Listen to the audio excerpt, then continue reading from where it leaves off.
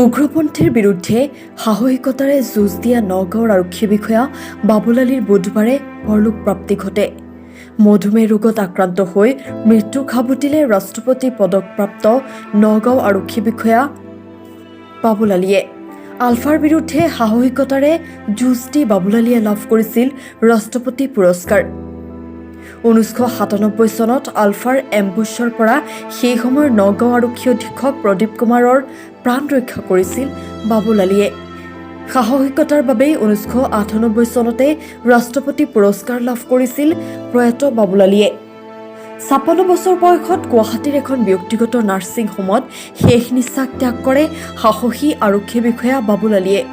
সৎ নিষ্ঠাবান আৰক্ষী বিষয়া বাবুল আলীৰ মৃত্যুৰ খবৰ বিয়পি পৰাৰ লগে লগে শোকস্তব্ধ হৈ পৰে নগাঁৱৰ বিভিন্নজনৰ লগতে নগাঁও আৰক্ষী।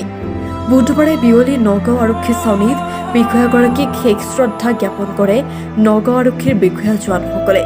আৰক্ষী বিষয়া বাবুল আলীৰ মৃত্যুত নগাঁৱৰ বিভিন্ন অনুষ্ঠান প্ৰতিষ্ঠানৰ লগতে শোক প্ৰকাশ কৰে নগাঁও আৰক্ষীয়ে। নগাঁৱৰ ভাৰপ্ৰাপ্ত আৰক্ষী অধীক্ষক ধ্ৰুৱ বৰায়ো আৰক্ষী বিষয়া বাবুল আলীৰ মৃত্যুত শোক প্ৰকাশ কৰাৰ লগতে বাবুল আলীৰ পৰিয়াললৈ জ্ঞাপন কৰে সমবেদনা। News desk report, news online Assam.